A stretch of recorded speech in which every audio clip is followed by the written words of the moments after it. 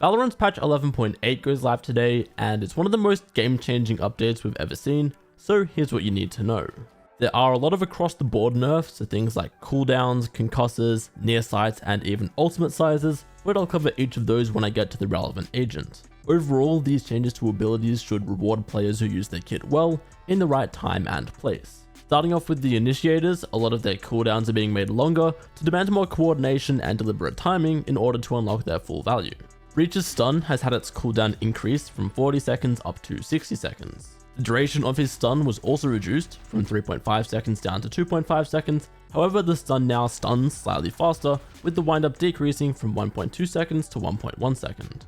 Breach's flash also got a small buff, with the maximum duration increasing from 2 seconds up to 2.25 seconds. And then for his ultimate, the width has been decreased from 23 meters down to 18 meters, the concuss duration has been decreased from 6 seconds down to 4 seconds, but his ultimate points were also decreased from 9 down to 8. Next up for Fade, the cooldown on her Haunt is increasing from 40 seconds up to 60 seconds, and its active duration has been decreased from 2 seconds down to 1.5 seconds. Then the visibility in near sight from Fade's Prowler has been increased from 5 meters to 7 meters. For Fade's ultimate, the width of Nightfall has been reduced from 24 meters down to 20 meters. Additionally, the deafened and marked effect will now last less time, from 12 seconds down to 8 seconds. However, the decay now remains a consistent 80 damage over that duration, rather than decreasing over time. Next up for Gecko, the cooldown upon reclaiming all of his abilities is increasing from 10 seconds up to 20 seconds. Then the health of Thrash has been decreased from 200 down to 180, the health of Wingman has also been decreased from 80 down to 60, and the concuss duration from Ringman has also been decreased from 3.5 seconds down to 2.5 seconds. Sova's Recon Bolt has had the cooldown increased from 40 seconds up to 60 seconds, and then for Skye, the near sight from her Seekers is also of course being changed from 5 meters up to 7 meters. Finally for the Initiators, we've got some changes to KO. First of all, the cooldown on his knife is increasing from 40 seconds up to 60 seconds. His right click or underhand flash is actually getting a substantial buff, with the maximum flash duration increasing from 1.5 seconds up to 2.25 seconds. Then we also have some stim changes across the board, so for KO's ultimate, the amount of increased fire rate he gains has been reduced from 15% down to 10%. However, he now also gets 10% increased weapon draw speed and 10% increased weapon recover speed when in his ultimate. Next, let's take a look at the Duelists, where most of the changes are for things like stuns and slows to feel more rewarding by making them require more precise timing and well-coordinated ability combos. ISO only has the one change. His ultimate has had the range decrease from 48 meters down to 36 meters. Raze also has a small nerf, as she can now be affected by slows while mid-air from her blast pack, so this is to match how the other sort of dash abilities are impacted by slows. For Reyna, the health of her Leer has been decreased from 80 HP down to 60 HP, and the near sight radius from Leer has been increased from 5 meters up to 7 meters. We've also got a number of changes to the stim effect from Reyna's ultimate as well. The faster reload time, increased fire rate, weapon draw speed, and recovery speed are all being reduced down to 10% to make this ability consistent with all of the other stim effects in Valorant. Next, they're changing Neon's sprint to require more thoughtful resource management. The amount of time you can sprint with full battery has been increased from 12 seconds up to 16 seconds, however it now takes way longer to fully recharge that fuel bar, from 20 seconds up to 60 seconds. Then Neon's stun is caught up in the across the board changes, with the concuss duration being decreased from 3.5 seconds down to 2.5 seconds. We do also have some changes to Waylay. The hinder duration from her saturate was decreased from 4 seconds down to 3 seconds. There's lots of small changes to her ultimate too. First of all, it will no longer spawn an after image of herself, and Waylay is no longer pushed back when casting. You will now feel more locked in place in terms of aim rotation and movement speed when casting Convergence, similar to Breach's ultimate. The duration of the hindered status effect from this ability is being decreased from 7 seconds down to 6 seconds, and then the width of Convergence has been decreased from 18 meters down to 13.5 meters, and Waylay now even receives less of a movement speed boost from 15% down to 10%.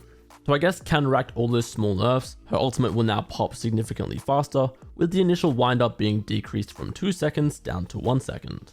That brings us to Yoru, who's getting some pretty major nerfs, since his kit has become so effective that it's overshadowing the other Duelists and even some Initiators. Making changes to make his tools more selfish, encouraging more coordinated team play to achieve his potential.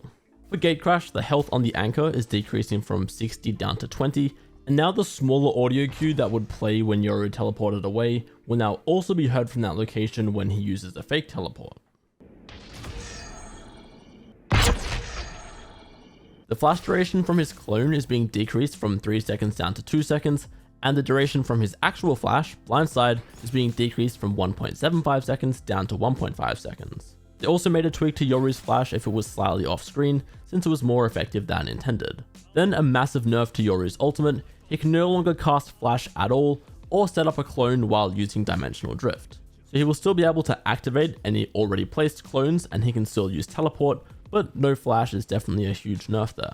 Now for the controllers, where the devs said that this class is in a healthy state, and most of these tweaks are just to bring things in line with the other game-wide changes. So with that in mind, Astra actually has multiple nerfs. For Gravity Well, the fragile duration has been decreased from 5 seconds down to 2.5 seconds, and the cooldown on that ability has been increased from 45 seconds up to 60 seconds. Similarly, for Nova Pulse, the concuss duration has been decreased from 3.5 seconds down to 2.5 seconds, and the cooldown on her stun has increased from 45 seconds up to 60 seconds. Then the cooldown on Astra's smoke was also increased from 25 seconds up to 35 seconds. Then there is a minor change to Brimstone where his stim beacon was updated. Both the increased fire rate and increased movement speed have been reduced from 15% down to 10%. Viper has a nerf to the decay damage on all of her smoke abilities. The initial decay would inflict you with 30 damage, now that is only going to be 10 damage. Lastly, for the controllers, Omen has some nerfs, with the cooldown on his smoke increasing from 30 seconds up to 40 seconds. His paranoia is also getting nerfed, with the total travel distance reducing from 32.5 meters down to 25 meters. Paranoia will also cover that distance faster, changing from 16 meters per second to 20 meters per second. Of course, the near sight radius on Paranoia is also being nerfed, going from 5 meters up to 7 meters. Last but certainly not least, for the agents we have the Sentinel class. We're seeing some health reductions on abilities across the board to keep your bullets precious, and sharpening each Sentinel's unique identity while increasing intended counterplay. Starting off with Sage, the only changes are to her wall, with each segment having the health decreased from 800 down to 600. The wall will now fortify faster though, originally taking 3.3 seconds and now taking only 2 seconds. Sage's wall is also going to be cheaper after this patch, with the cost being reduced from 400 credits down to 300 credits. Deadlock has a similar change with her wall. The smaller nodes are having their health reduced from 570 HP down to 480 HP, but the wall is cheaper from 400 credits down to 300 credits. She also has her Gravnet cooldown increased from 40 seconds up to 60 seconds, and the stun from her sonic sensor now has a shorter duration from 3.5 seconds down to 2.5 seconds. Speaking of her sonic sensor, the devs said that they have improved how placeable abilities, so things like sound sensor but also even cypher spy cam, that preview when placing on the map is now going to be more accurate and better aligning with the eventual location of your ability. So they noted that Deadlock's sound sensor will move away from the current snappy behavior to a more smooth preview. Killjoy has some changes to both her turret and alarm bot, as they now have a new wind-up effect when Killjoy first re-enters their activation range. The alarm bot has had the reactivation time increased from 1 second up to 2 seconds, and also had its health reduced from 50 down to 20. Then specifically for her turret, the reactivation time was increased from 0.5 seconds to 2 seconds, and the cooldown on the turret when destroyed was increased from 45 seconds to 60 seconds. They did buff the turret movement tagging though, with the value changing from 29.5% up to 50%, and this essentially means that you will get slowed down a lot more dramatically when shot by Killjoy's turret.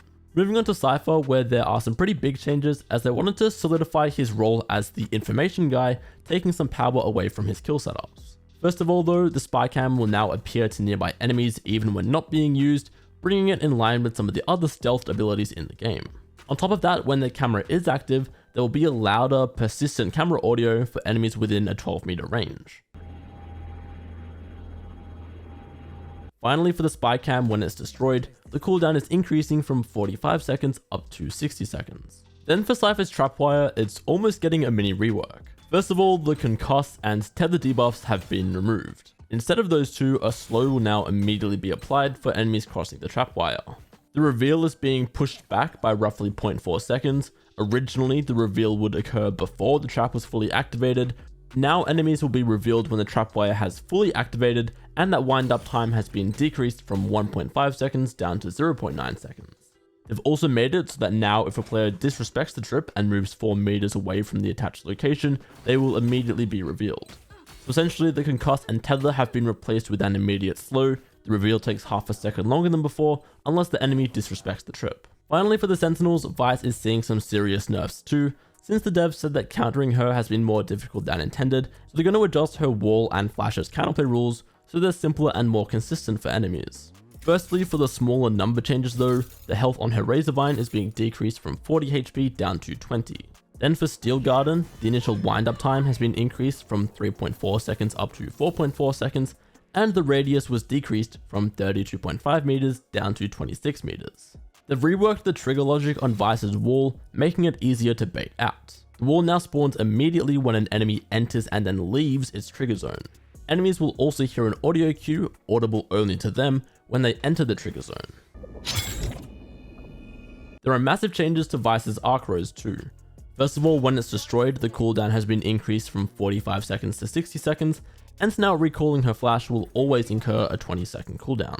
The duration of Vyse's flash has been decreased from 2.25 seconds down to 2 seconds, and there will no longer be a sound cue or voice line for when you successfully flash an enemy.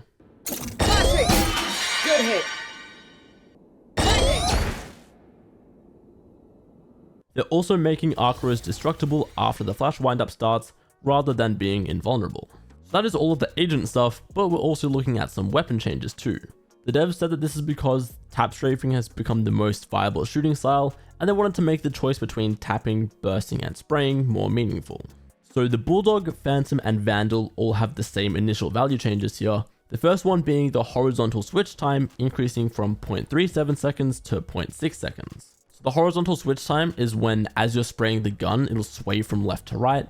That will now feel a little bit slower as it takes more time to fully swap sides, making that movement easier to counteract. However, on all three of those weapons, the chance of this horizontal switch occurring has been increased from 6% up to 10%. So while the switch itself is now easier to control, it's also going to have a higher chance to actually occur. Then specifically for the Vandal and Phantom, they're getting an additional 2 bullets protected from spray. So the Phantom is going from 6 protected bullets to 8, and the Vandal is going from 4 protected bullets to 6. That change is essentially the amount of bullets that you can shoot before your gun has a chance of horizontally switching. Then we have some changes to the SMG class in order to make the Spectre a more appealing purchase over the Stinger in some scenarios, while also increasing the mastery needed to control the weapon when trying to punch up in eco rounds. So for the Spectre, they're slightly reducing its overall spread from 1.5 down to 1.3, and also increasing its tap efficiency from 2 to 3. That change means there is a shorter wait time before the gun is fully accurate again after shooting. The Spectre also has a horizontal switch time increase from 0.18 seconds up to 0.28 seconds, and it's getting 1 additional protected bullet from 4 up to 5. Then the Stinger is getting the spread increase from 1.3 up to 1.5, and that spread will occur starting 1 bullet earlier from the 7th bullet instead of the 6th. Additionally, the vertical recoil on the Stinger should now increase more aggressively. Then there is the console version of those weapon changes if you're interested. A new reporting category is added in this patch called rank manipulation. This option should be used instead of simply saying someone is cheating, and encompasses behavior such as smurfing, win trading, and boosting. Finally, for the map changes, Abyss is getting some updates towards mid that should open up more pathing options for both teams, significantly adjusting the hallway in there. Then there's massive updates to the B side as well, so defenders should now have an easier time with the initial site hold, and the attackers should have more options to play on site rather than relying on spam from B main. Pearl has some changes too, although there's less overall and just towards the B site, where they removed that deep sightline from B long, since the angle provided too much control over the site from a safe distance. They also adjusted some of the cover around the site to encourage more direct engagements on the site itself. Don't forget that Pearl and Split are returning to the map pool when the new act goes live, with Ascent and Lotus leaving to make room. So that is everything in patch 11.8 for Valorant, probably one of the biggest overall changes we've seen to our game at once. I like the idea in general to tone down the impact of abilities, but I'm honestly concerned, for instance, that we saw no changes whatsoever to Clove, who is dominant in ranked at the moment. Anyway though, let me know what you guys think of all these changes. There's definitely a lot of negative sentiment in the community at the moment, but I think it's important to try out and feel these changes for yourself before reacting too harshly.